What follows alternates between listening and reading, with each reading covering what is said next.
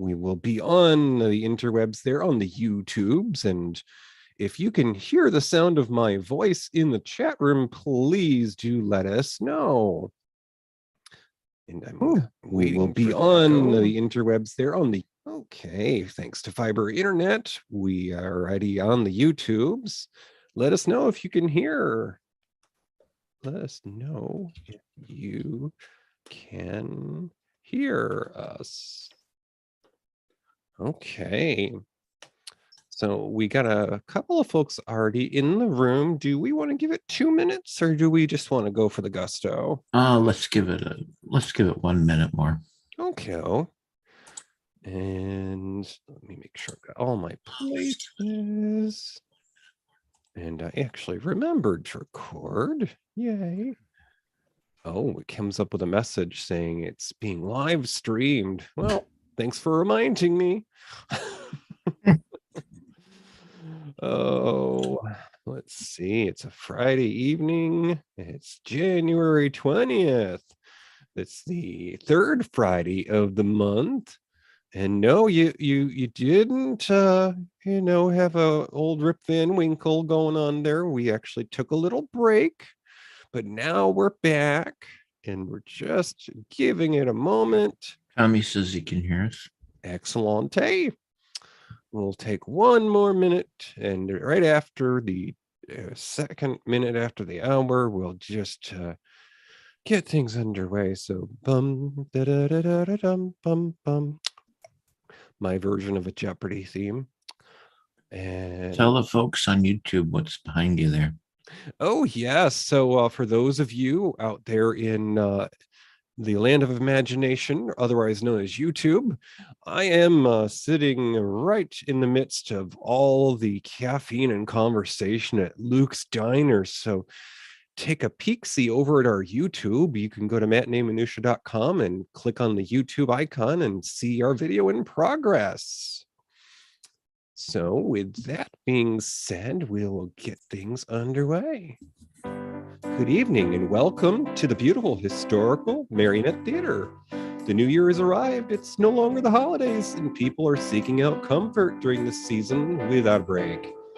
Boy, does this topic feature a lot of comforts.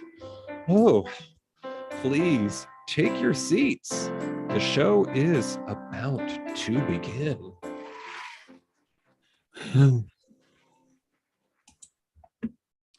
Well, good evening, Mr. Smellie. How are you? Did you make it through the new year okay with your wits intact? Pretty much. Everything came out great in the wash. No, it was great. Had a good New Year's. I've been having a nice break from work, so I've been I've been in seventh heaven for the last 3 weeks.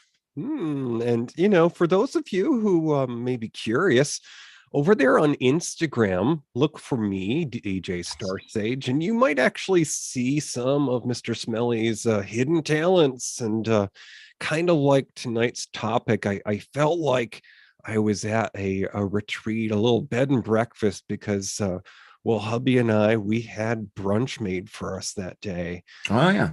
It was scrumdiddlyumptious. Take a peek over there on Instagram. And we rang in the new year and we lived to talk about it. And the new year happens to be your birthday. It does. Now, I'm not quite my mid-decade. I'm preparing for that around the bend. Hubby will be there a couple of steps ahead of me. But we'll see what we have underway for that. Mama Billy has already made idle threats and has shown some of the party favors that she's stocked up on. Oh dear. She just better not hold on to any of the leftovers for mine, is all I'll say. But we didn't have much of that wintry weather during the holidays, and it seems like it's getting a late start. I actually had some sleet and some flurries here in not quite Apple Country before I headed out to the theater. How about you, Toppie? Has it hit Pickle Hollow yet? Well, not really. I mean, it snowed. Winter. It's really hasn't hit yet. Not really. Yeah, we regret that here in the Northeast because, as they say, the longer it takes to get here, the longer it's going to take for it to leave. It's like that unwelcome house guest that stays beyond their welcome. Yeah, yeah. I hope that's not true. We're gonna get socked one Mhm. any day now. But just hasn't happened yet. Maybe it will be nice and wait until we're headed south because in just over a couple of weeks we'll be going on our somewhat annual road trip, our sci-fi extravaganza there in the North Baltimore's Farpoint. I'm excited, aren't you? Oh yeah, it's gonna be a great getaway. I have it on good authority that resident Maryland entertainer extraordinaire Jamanda Martini and past guest of the show has a few new looks she's going to be debuting that weekend, including Nurse Chapel and Tasha Yar. Yeah. That's what I hear. I've heard her tweet that. Yeah. So I'm looking forward to that. And certainly, if you're in the mid-Atlantic area there, check out Farpoint. It's a long-running fan convention. One of the guests this year is Mr. Wilson Cruz, who's the Hottie McHotterson doctor on Star Trek Discovery. Go to farpointcon.com. So, speaking of women of mystery, I do hear that our senior showgirl managed to drag herself in tonight, and I think, if I'm not mistaken, she had her book bag full again. It must be the internet's out at her place. I think so. Gertie. Yeah. Hey, look. You know, I just thought we'd do a show. We'd do a show tonight. I've had copies of it, and I'm out of breath. See, yeah, and I think we're gonna make it Gilmore Girls. What do you think? Oh, well, all righty. Hey, how about you get down there under the stage and do that little special thing you do and tell us all about it? All right, I'm heading down. Okay, thank you, Gertie. Okay, here we go, folks. Put your hands together for the illustrious talent of Madame Gertie. Well,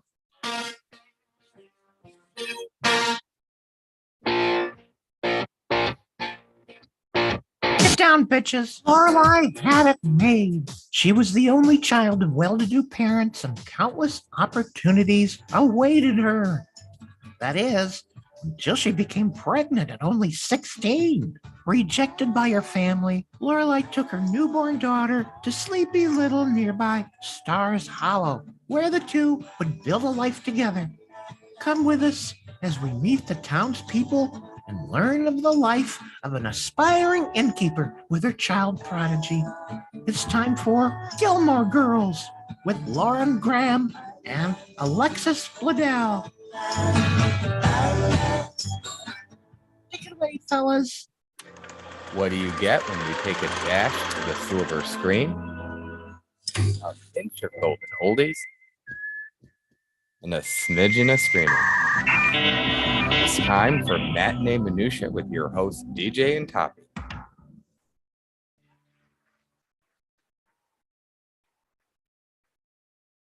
Hey, Toppie, I was looking at these DVDs in Gertie's book bag here, and Me too. this show seemed to have come from a few years back. I'm not sure. What do we do about that? We talk about what's going on? Well, we talk about TV from a while back, I guess, unless you're getting at something else. Well, don't know. we talk about what was going on when this show came out. Oh, you mean what was happening at the time in the world? Okay, yeah. Yes, sir. All righty. So, U.S. history in the year 2000. Now, that was 23 years ago, people. Oh, come on. That's ridiculous. U.S. history in 2000.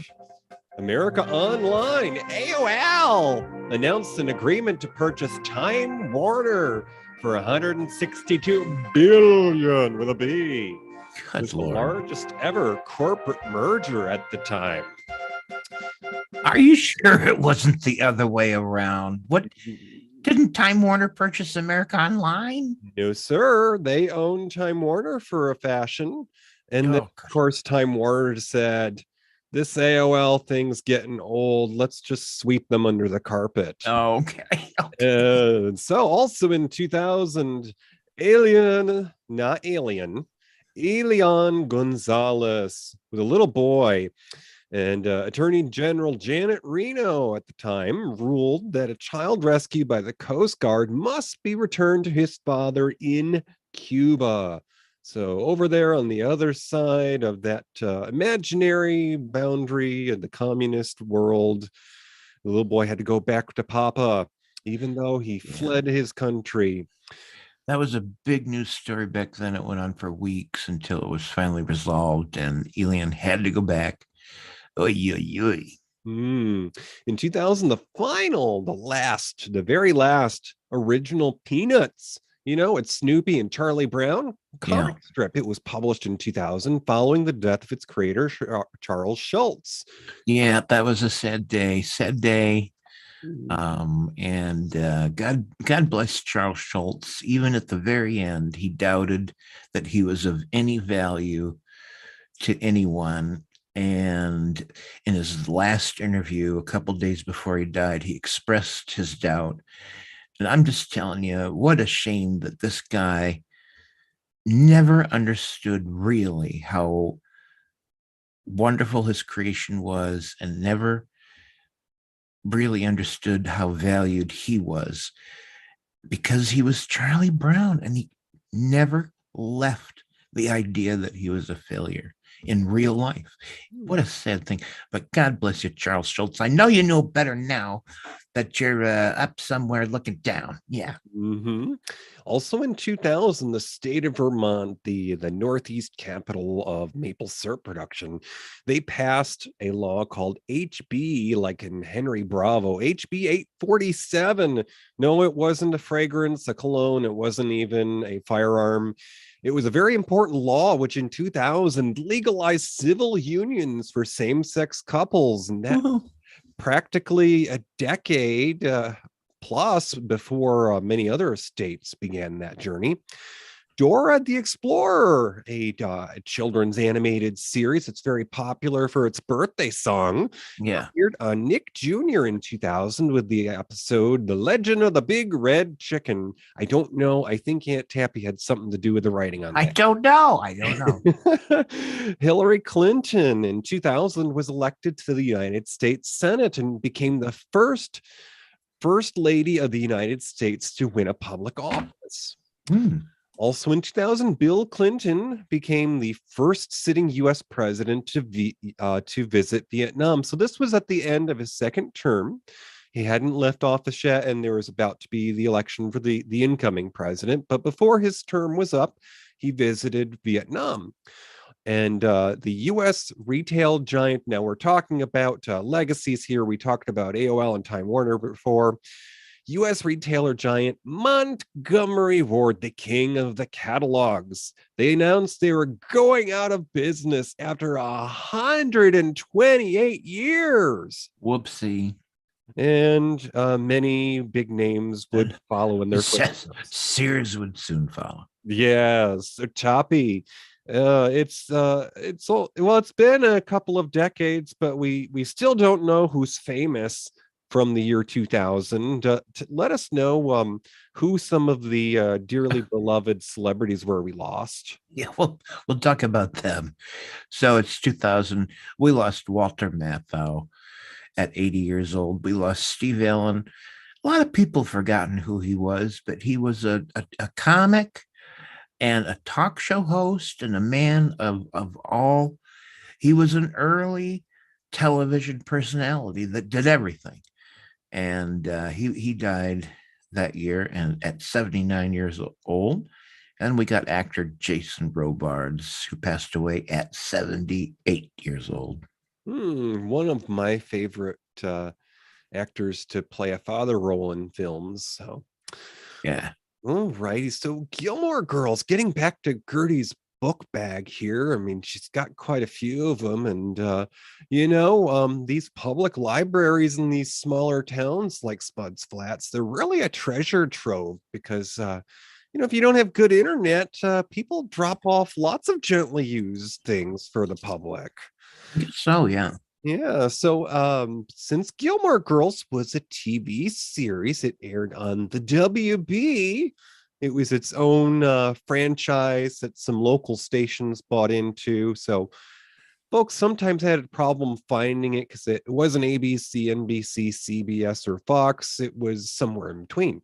Anyways, on television, when the Gilmore Girls came out in 2000, their first season on the WB started on Thursday nights at 8 p.m. Eastern.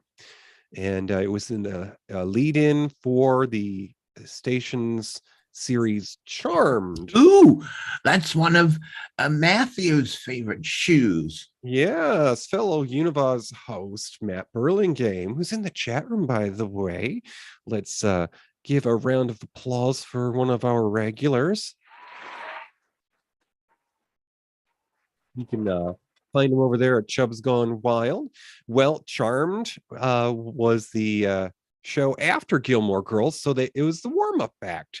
Now, right. After Gilmore Girls was renewed for a second season, the show was moved to Tuesdays at 8 p.m.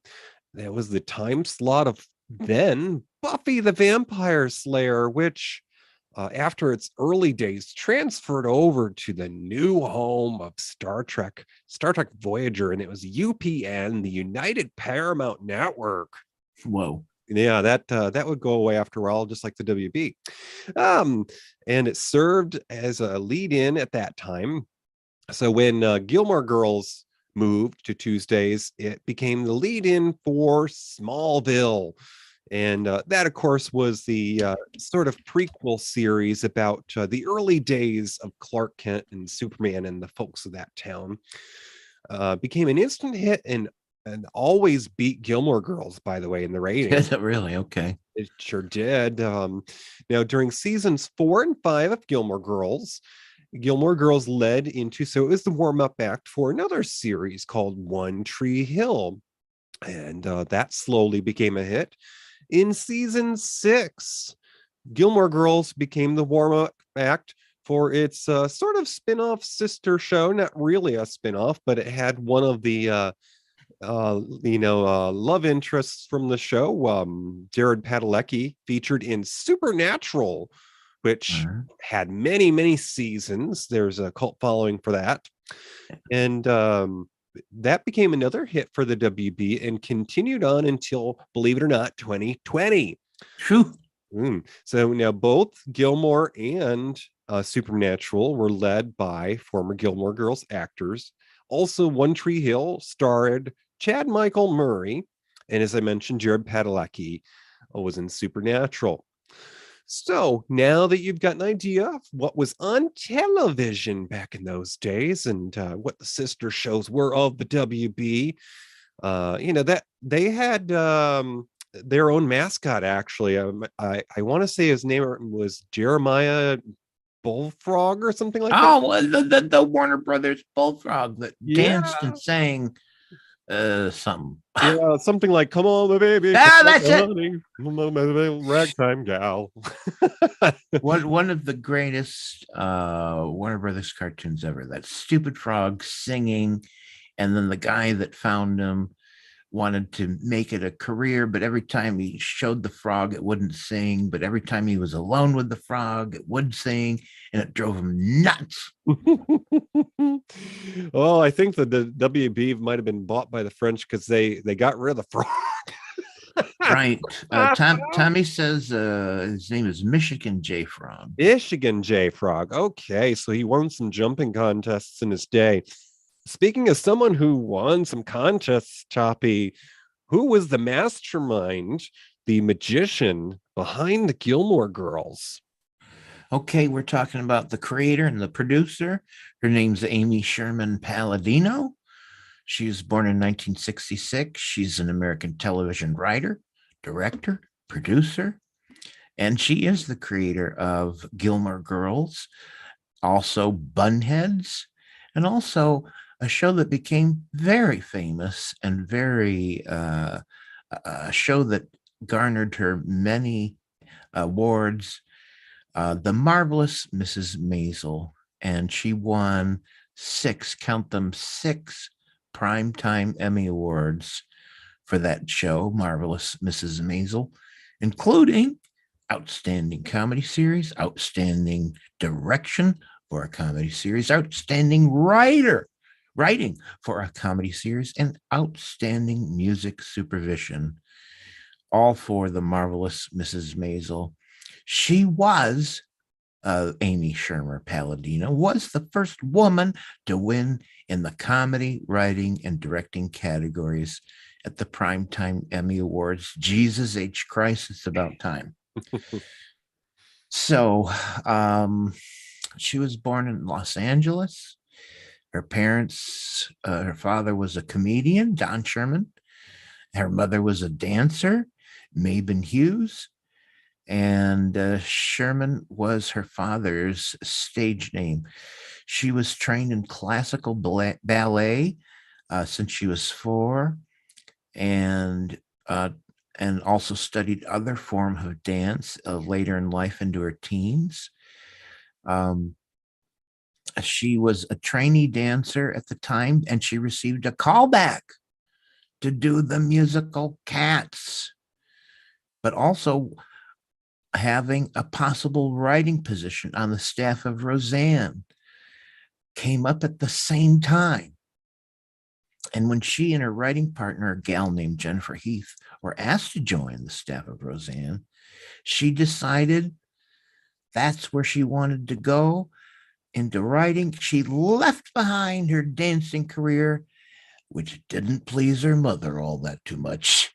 And lo and behold, Amy Sherman-Palladino began writing for Roseanne's 3rd season in 1990. So she stayed with that show until after the 6th season in 94. Then she worked on some other projects, including a failed 96 sitcom called Love and Marriage, a 97 sitcom called Over the Top, and she wrote several scripts for the NBC sitcom Veronica's Closet. And then she created and executive produced the Gilmore Girls from 2000 to 2007, working with her husband, Daniel Palladino. And their involvement ended in 2006, 1 year before the show ended, due to a failed contract negotiation with the CW network, whilst the show was transitioning there for one last year of production. So they were moving from the WB to the CW network. And that last year of production, they were just plain left out, not included. They said bye-bye. And it was just a botched negotiation. Imagine how she and her husband must have felt having created the damn show and kept it going for all those years, to just after the 6th year just left out. They were just edged out, and other people did the show for that last year. That must have been crushing for them. You know, it's interesting to note that a lot of TV shows end up running about 5 or 7 years if they're popular, like Star Trek The Next Generation. They decided to call it quits after their 7th season. But some of the interviews that have been done with the cast have suggested that when that last season was filmed, after Amy Sherman-Palladino had left the show and the WB became the CW, they weren't told the show was canceled. They were just simply between filming seasons and were told, nope, there's not going to be another season. So for those of you who have been a fan of Gilmore Girls and perhaps held on tight for those storylines, that explains quite a lot, because there were some plot lines that got dropped They just left some holes in there. And well, in more recent years, Netflix picked up, and we got ourselves a nice little mini series to tidy up those loose ends a little while ago. Yeah, and they were involved in that, right? They did. They were writing and producing, or yes, in fact, it was basically their love letter to the fans. It's the ending that Amy Sherman-Palladino had originally wanted. oh, that's totally cool. That's totally cool. What did it run on Netflix? Like 6 episodes? What was it? Something like that? I think it was actually only 4, but since it was considered a mini series, they were longer than a regular episode. I believe they might have been at least an hour each. It was called Gilmore Girls: A Year in the Life. Oh, okay. All right. And it also wrapped up other loose ends because, of course, as we discuss further, we learned that some of the cast members are no longer with us. So, yeah. We don't often get to do this. We're actually a little bit ahead of things here. Wow. So we're going to step on over in USO fashion because the Daughters of the American Revolution, they like to, get into the spirit of things. And Rory once did a USO show as one of their fundraisers. So over here is a little interview that we've dug up with Amy Sherman-Palladino for The Hollywood Reporter. And she's talking about the state of comedy in recent days and current events.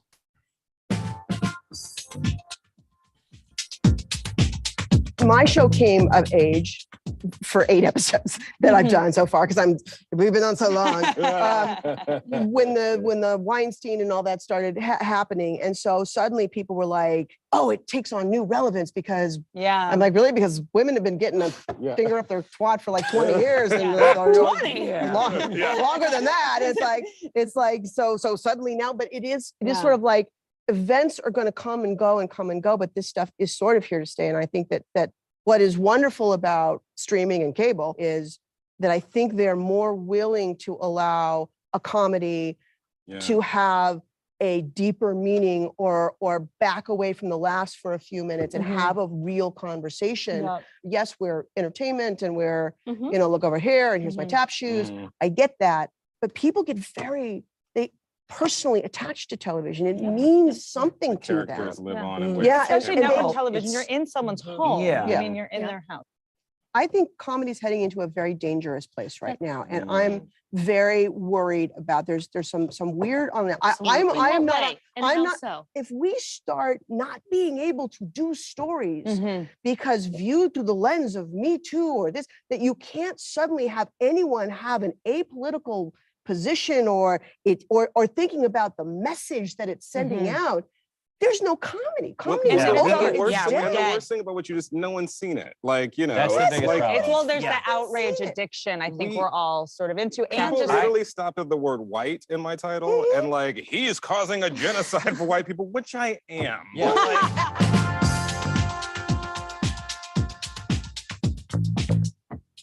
Roseanne was an anomaly then because Roseanne was my first job and I was new to writing. I didn't really even think I was going to be a writer. I thought I was going to be a dancer and pay my rent. That was hilarious. That's the funniest thing I've ever said, ever. But so when I got on Roseanne, I didn't realize that she had banned the studio and the network from the show.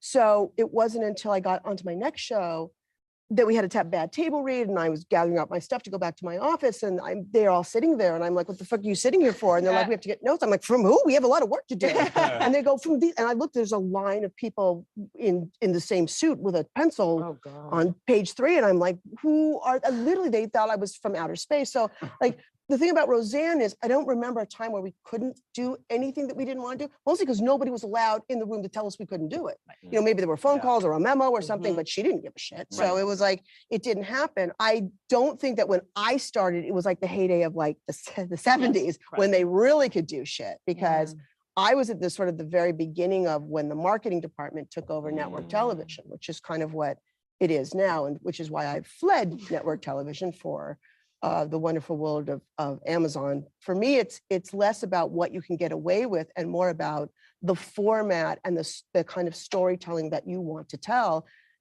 There is nowhere to be but the streaming networks or cable or something like that, because they're the only people open to, oh, this is how you want to tell your story, or these are the people that you want to cast, or this. So as we return from the break here, we have a boatload of talent that came together to create the characters that we saw before us on the screen. Yeah.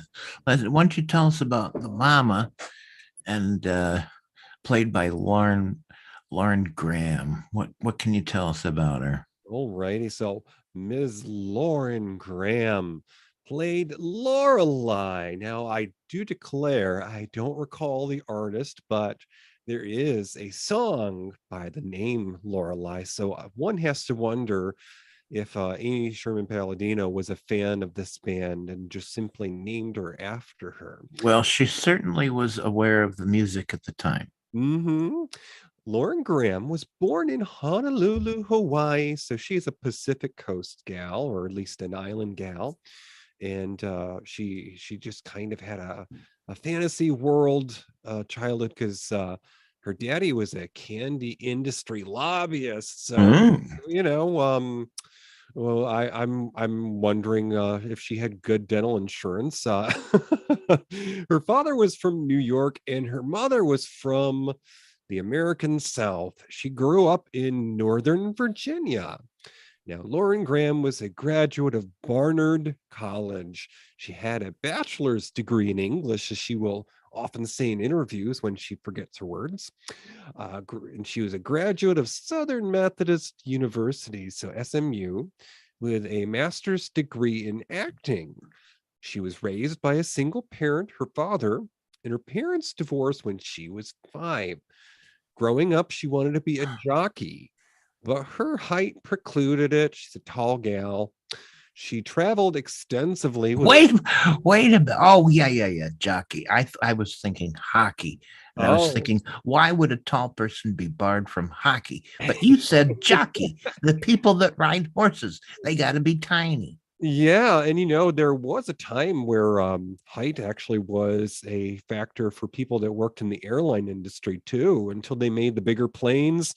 It was considered a occupational hazard to be tall and be a flight attendant. Yeah, I know, because I once thought about it. Anyways, so her height kept her from being a jockey. Now, she traveled extensively with her father during her childhood and discovered acting while in elementary school.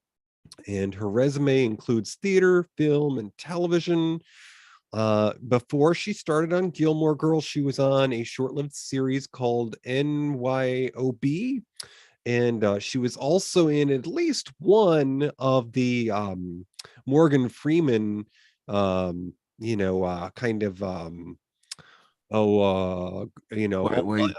movies. Yeah, he played God. Yeah.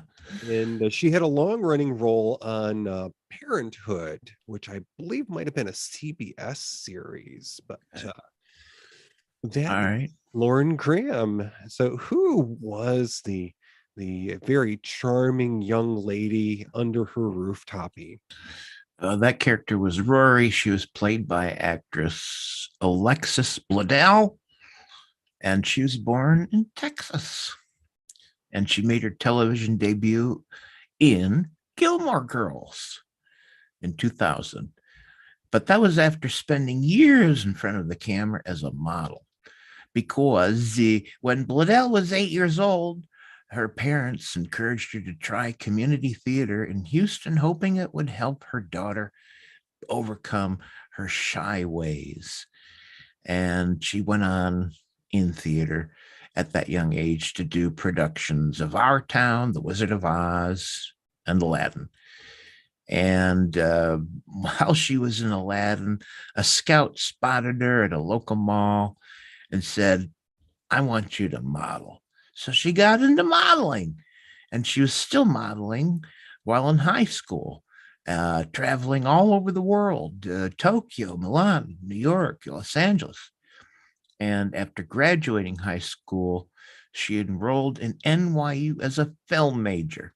In the spring of 2000, Bledel landed a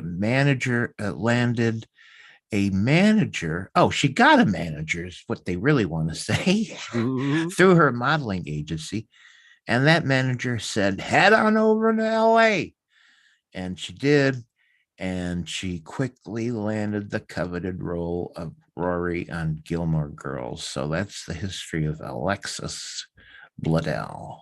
And apparently, when she auditioned for the role, she just recently got out of one of her modeling gigs where she basically caught a cold. They were dousing her with water because it looked cool and there was swimwear involved. And Amy Sherman-Palladino basically decided, because Alexis was miserable during her audition, that she was the one that she wanted, because these were not happy young women. Oh, okay. So, well, one of the top stars of this show actually was a sort of a last minute switcheroozy, Miss Melissa McCarthy. She played the role of Suki, who was Lorelai's best friend on the show. She was the cook and later business partner. And Melissa McCarthy got her start on programs like Saturday Night Live. She was born in 1970, and she's an American actress, comedian, producer, writer, and fashion designer, and recipient of numerous accolades and awards. And more recently, star of a reality series. She and her cousin actually do remodels for people who are Good Samaritans. So McCarthy began appearing in television and film in the late 90s and first gained recognition for her role as Suki St. James on Gilmore Girls, a role that was originally intended for Alex Borstein, who some of you may know as the voice of Lois Griffin on Family Guy. Okay. And Melissa McCarthy played Dina on the ABC sitcom Samantha Who before Gilmore, and later starred as Molly Flynn on the CBS sitcom Mike and Molly, for which she received the Primetime Emmy Award for Outstanding Lead Actress in a Comedy Series in 2011. McCarthy's appearances as host on Saturday Night Live led to a win for the Primetime Emmy Award for Outstanding Guest Actress in a Comedy Series in 2017. McCarthy gained critical acclaim for her performances in the comedy film Bridesmaids in 2011, receiving a nomination for the Academy Award for Best Supporting Actress. She went on to star in several commercially successful comedies, including Identity Thief in 2013, as well as The Heat. And in 2014, Tammy, which in at least one of those, she starred with Jason Bateman, an 80s teen heartthrob who grew up. Also, she was in 2014 in a film called St. Vincent, which had Bill Murray in it. Film in 2015 was Spy, and 2016, she was the lead in a film called The Boss. And in 2018, McCarthy received a critical acclaim award for her portrayal of writer Lee Israel in the biographical film Can You Ever Forgive Me, earning a nomination for the Academy Award for Best Actress. McCarthy was named by Time as one of the 100 most influential people in the world in 2016. And she's been featured multiple times in annual rankings of the highest paid actresses in the world. In 2020, the New York Times ranked her number 22 in the list of the 25 greatest actors of the 21st century. Now, I will go on to say this, and actually I have to do this on the fly. One of Melissa McCarthy's more recent films is actually a guilty pleasure. And it's sort of a remake, if you will, of a Rodney Dangerfield film, which his version was called Back to School. But in 2018, she was also in a film called Life of the Party, which basically her character decides after a divorce that she's going to go back to school and finish her degree. By the way, it happens to be the same school that her daughter is attending. Okay. So that is Melissa McCarthy. And Toppie, we've got a unique opportunity because there's just so many other people that were in this cast. And, we could even talk about some of our favorite moments and whatnot. Do you know some of the other folks that are in this show? Well, I do love the actor who portrayed the grandfather of Lorelai, and that was this guy you've seen in a million things, and his name's Edward Herman, and he gets an unusual credit in the episodes. It's something like and a special appearance by. So he gets one of those credits by Edward Herman. And I think at some point Sally Struthers started appearing in the cast, but there's many other. This cast had a full range of supporting actors playing different parts. What were some of the others, Deej? Oh, gee. Well, let me go back here to this. There was the guy that played not the receptionist, but like the guy at the hotel that signed you in or whatever, and he was pretty sassy. Oh yeah, the actor who played their Frenchie, Mr. Michel. Yeah, his real name is Yannick Truesdale, and to hear him speak without the accent is very surreal because ironically he actually had a French speaking upbringing, and he had to fight to get rid of the accent, but it all came back when he got cast as Michel, and he's quite the character to behold. But taking off the conversation on Edward Herman that you were just speaking of, Toppie, this was a rather unique pairing for the grandparents because unlike the other members of the cast, both Edward Herman and Kelly Bishop, who played Emily Gilmore, were both theater actors. So Edward Herman, in the later years of his career, had taken up residence in New York and had been a staple of theater there. And it turns out, Hubby discovered this for me. He found a couple of videos out there in the late 70s, early 80s.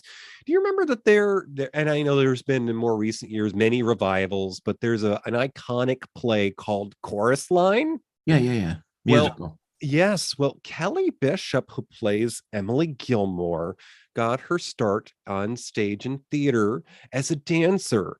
And so you can find in an interview, and I want to say that it was on the Phil Donahue show, perhaps, where they had a performance of a chorus line, and Kelly Bishop performs her character from that show. And it is very delicious to see her at that point in her career, because it's just natural how she would eventually evolve to become the Emily Gilmore character. There is just so much of her personality in that. In fact, one of the other roles that is so iconically associated with Kelly Bishop, and you may not realize that you've seen her before. Have you ever seen the movie Dirty Dancing, Toppie, with Patrick Swayze? Yeah, I have.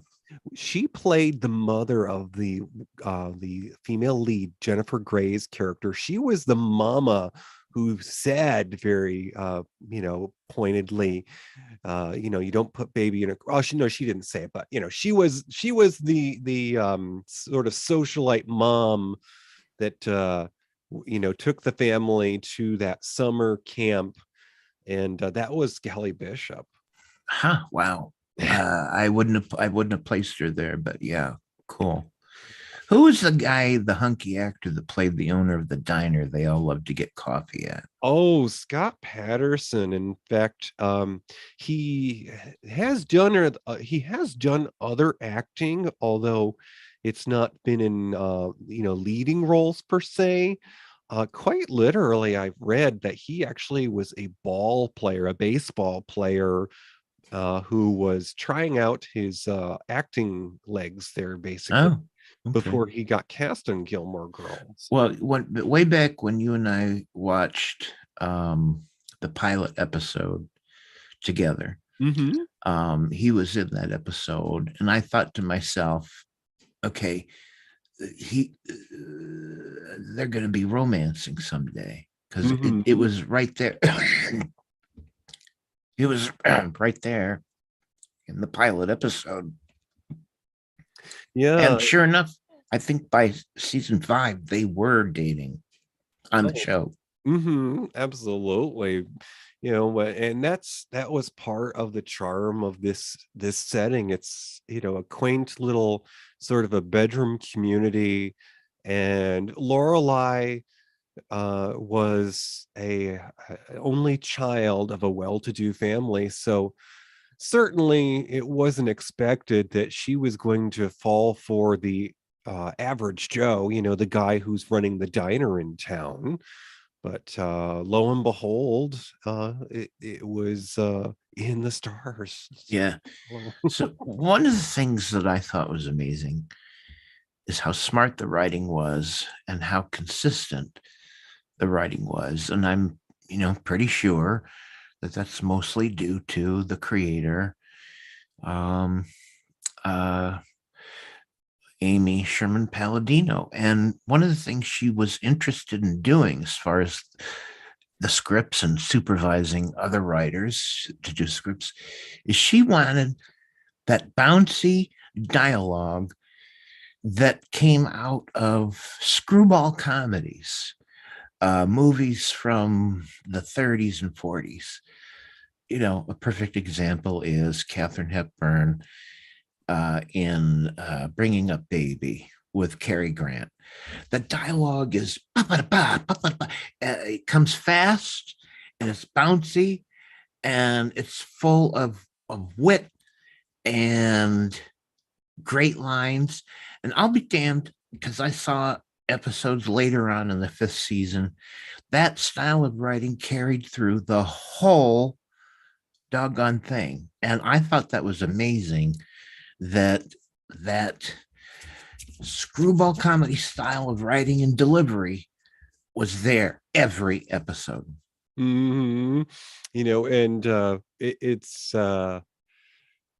it's a phenomenon of its own, because to this day, in some of the reunions that take place, due to the popularity, due to the availability of the show, and what's basically reruns, since you can now watch it from start to finish on Netflix, a whole new generation of fans have beheld this story and have grown up with it. And there's a lot of influence in it. In fact, you can actually search this on the web. There is a list, basically a list of books that Rory Gilmore would have read going from Chilton Academy, her private school, into college. And it's all this classic literature. And as someone who attended one of these cast reunions, was a teacher, she said it's a very expensive experience, but it's very powerful.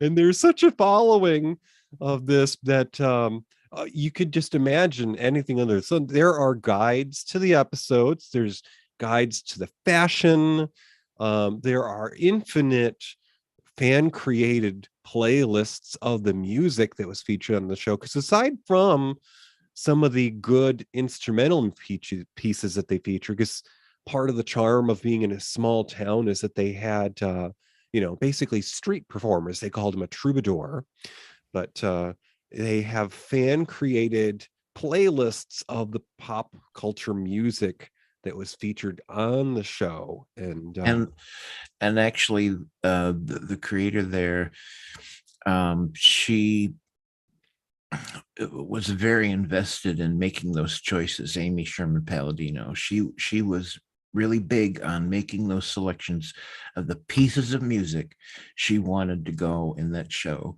and she oversaw all of that music selection. And one of the things that was so hysterical, Toppie, is this fan that was at a cast reunion mentioned that there's actually a Gilmore Girls drinking game. Oh dear, what is it? Well, one of the things that you can drink to is as you're watching an episode, because of course the Gilmores, they're in Hartford, the well-to-do matriarch there, and that Emily and Richard, they like their nice things, and they have a nice house, but Mrs. Gilmore, she's hard to keep hired help, and it's probably because she's a difficult person to work for. But the drinking game is anytime. One of the things is that you could take a drink anytime you're watching an episode of Gilmore, and Emily criticizes the maid. Yeah. That was cute. Those two characters, the grandmother and grandfather, they were unique. They really had great scenes. They were really written well and very funny, and they carried off a lot of great humor on that show. Oh, and one of the sort of hidden gems of this series is the actress Liz Torres, who plays Miss Patty, who runs the local dance school. And her life in real life is as celebrated as her character. She's performed with many a stage production, and if you watch some of the cast reunions, she is just a card. They sat her purposefully, I swear, between some of the actors who played Rory's boyfriends over the years. Mm-hmm. And she just draped herself between them like she was this mannequin being carried across the stage. And they were her boy toys. And she just lived it up. She loved making them blush. Okay. Oh, that's cool. What was I going to say? God, you starting to talk about that made me want to say something, and it's left my mind. So continue on. Maybe it'll come back to me. Oh, so there is a hand. Well, there's many lists of favorite episodes and popular episodes, and we watched a handful of them. But one of the episodes that stands out to me that's not on any list that I shared is a later episode in the series, and I want to say it's probably 5th or 6th season. It's an episode, and this is another thing about Gilmore Girls, is that their episode titles were very telling. They were very ironic, and they set the tone. But it was also one of those shows where they never showed you the episode title. Mm-hmm. The scripts had a title, Mm-hmm. but the show's episode never did. Right. So you weren't aware of them, And when you were watching. Yeah, if you watched it in its initial run, you would never have seen the episode title. But now that they've put it all onto streaming, when you go to pause it will say, episode number such and such. And Yeah. Now this episode is called Driving Miss Gilmore, and ironically, Emily has decided to get LASIK surgery, so her eyes fixed. And she has an experience that ends up with Lorelai begrudgingly having to drive her mother around on errands. And her mother has rented a car befitting of a music label mogul. And it's one of those like Cadillac SUVs, and I swear it would have the wheel hubs that spin and blow bubbles if it was Willy Wonka. But she's having to drive her mother around in this vehicle that, as she described it, was a tank. And one of the errands that her mother had her running on ended up going to a real estate office. which was not out of character for Emily because she was a well-to-do lady and sometimes she looked in on investments for her friends or for herself. Well, at this juncture of the series in the fifth, or I want to say it was almost sixth season, I think it was the fifth season finale, it was well established that Luke and Lorelai were an item. In fact, spoiler alert, because this is a show with strong feminist overtones, at one point in the series, after Lorelai and Luke have dated for a while, Lorelai has decided that she has grown impatient and she doesn't want to just date anymore. And she actually blurts it out and she proposes to Luke. And it's one of those wonderful moments, but long story, not so short. On this errand that Lorelai goes on with Emily, she's at this real estate office and they have these easels set up with pictures of a house that her mother is looking at. And Lorelai is wondering why her mother is so keen to know what her opinion is of this house. And the conversation ends with the sweetest, most wonderful and caring moment that Emily Gilmore, the woman who turned her child away because she got pregnant and at 16 and it didn't had undone everything that she had built for her, when she says to her, "I'm buying this house for you and Luke. It's your wedding present." So that mother had taken all of her skills as someone who knows how to shop for property and has decided on the perfect house for her daughter. And she even says to her, she says, "I know that this house is technically not in Stars Hollow, but if you talk to, I think the town clerk, one Taylor Dosey, which is one of the main characters of the townspeople. He runs the grocery store. She goes, "If you talk to a man named Taylor Dosey, I hear you could pay him to have the property line moved so you can have a Stars Hollow address." But it's in that moment that you realize that while Emily comes off as stuck up most of the time, she's always only ever wanted the best for her daughter. And she eventually grows to accept the fact that Luke is the best thing that ever happened to her. And it's one of those moments that makes you tear up. And it was a season finale and you wondered, how long is it going to be till the next episode? So if you caught it in its initial run, that would have been your summer hangover and you would have been crying yourself into Saturday morning, possibly wondering where your Gilmore-sized guilt breakfast was. Yeah. Well, listen, speaking of crying, in the episode, I watched season 3, episode 22, and it's where Rory graduates. And she makes a valedictorian speech where she praises her mother's efforts. I mean, I've seen all 3 episodes and the writing is so good, so funny, so on point that even just in 3 episodes where she's making this speech, I was freaking tearing up. It was that moving. So this is damn good writing. And I totally recommend the show. I totally want to see more of it. Such a smart show and well worth your time to watch. Oh, I totally agree. And, one of the reasons why I enjoy this show so much is because it appeals to me on so many levels. I grew up in a small town, and yes, I may have been the youngest of several children, but because of the age difference, by the time I was in middle school, my siblings had all finished school, graduated, and left home. So it felt sort of like I was an only child at times.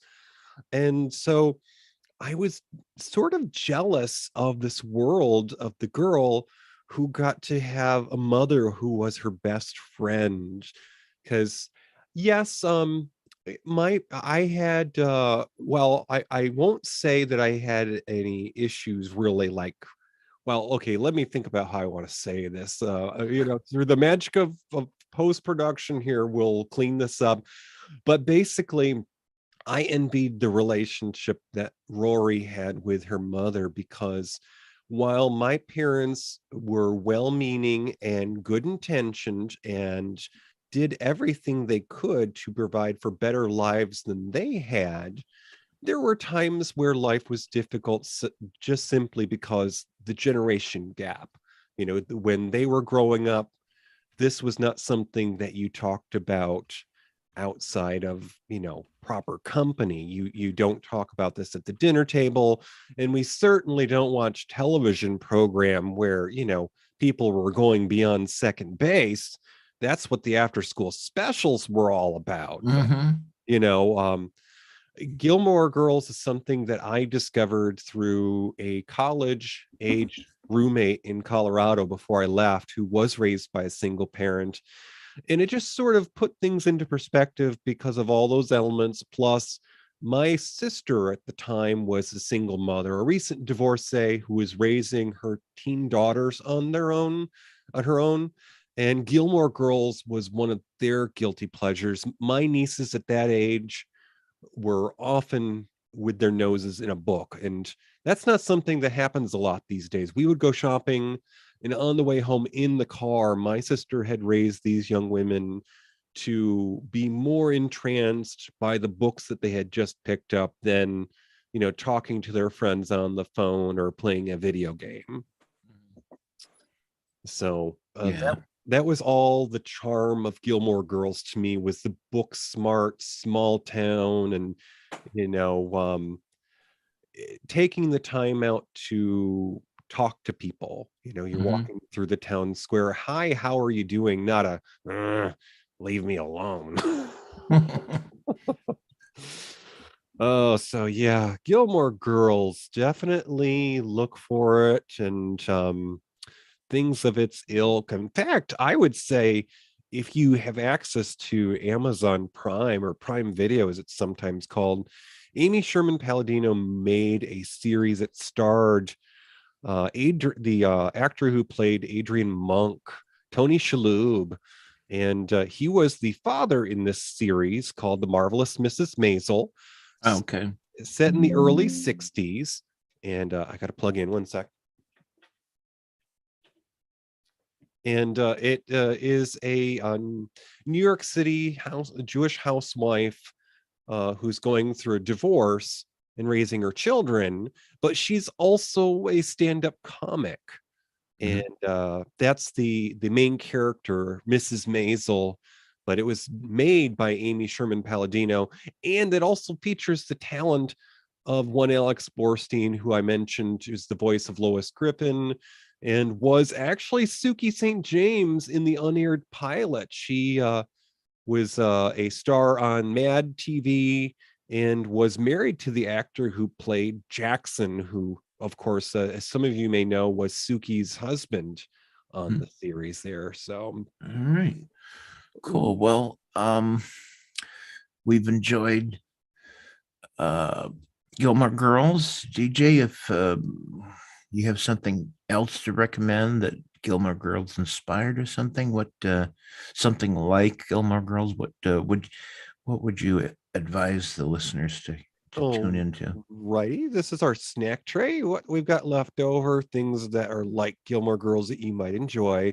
So I'm going to recommend a show from a similar time frame of Gilmore Girls. It came out in 2002, so a couple of seasons in. Also was featured on the WB, and it starred Mr. Treat Williams as the lead in the series. It's called Everwood. It's about a widowed brain surgeon from Manhattan who moved his two children to the small town of Everwood, Colorado. So check out Everwood. It ran for about 4 seasons. It was kind of a male version of Gilmore Girls, if you will, set in Colorado. And I believe you can currently watch that on HBO Max. And was it also an hour-long comedy drama, or what was it? Oh, it was another hour-long series, yes, sir. Okay. So when I saw Gilmore Girls, it made me think a lot about a 1990s movie called Mermaids. It's another mother-daughter relationship. It's a wacky mother who's kind of childish with her lifestyle, but she's living with her daughter who's wiser beyond her years. Rift occurs between the two of them, and they have to attempt to navigate their lives with love and learning to accept each other for who they are. And at the end, they kind of finally realize that they're more alike than they think. That's Mermaids from 1990, starring Cher and Winona Ryder. That's my recommendation. If you like Gilmore Girls, you'll probably like Mermaids.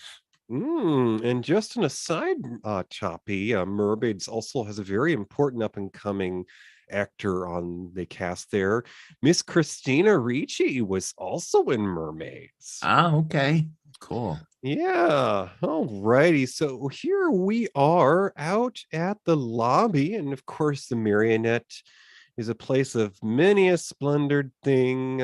We had vaudeville and Magic X pass through these doors.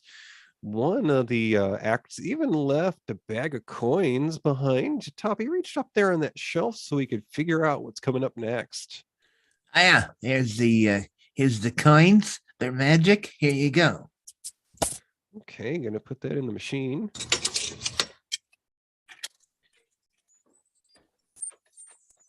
Hey, give me that capsule. Ooh, okay.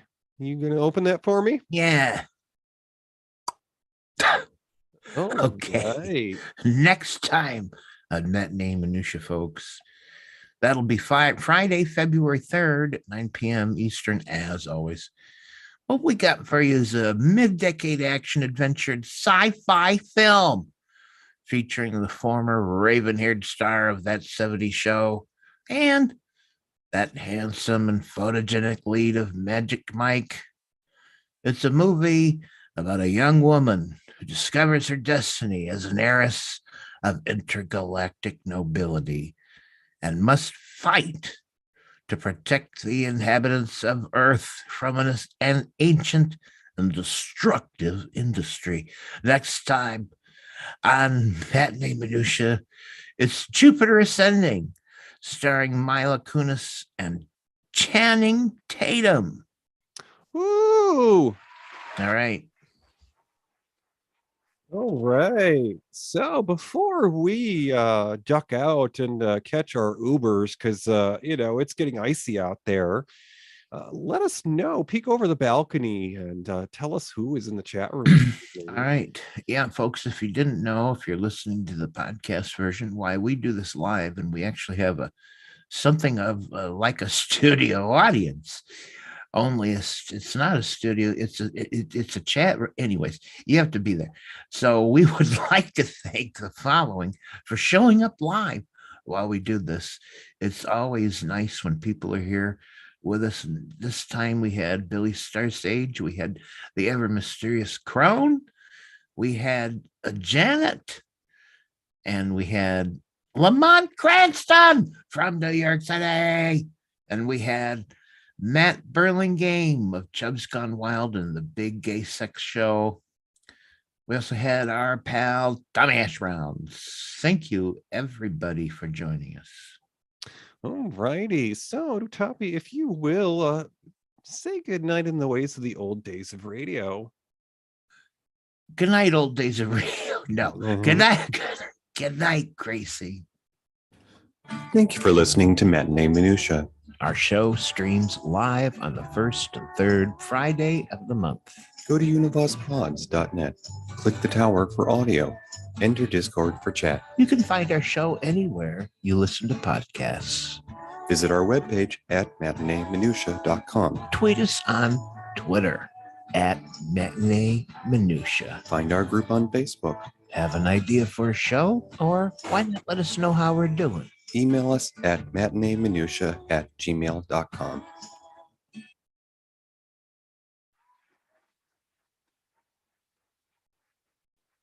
And Maren Gertz jumped in there at the last possible second.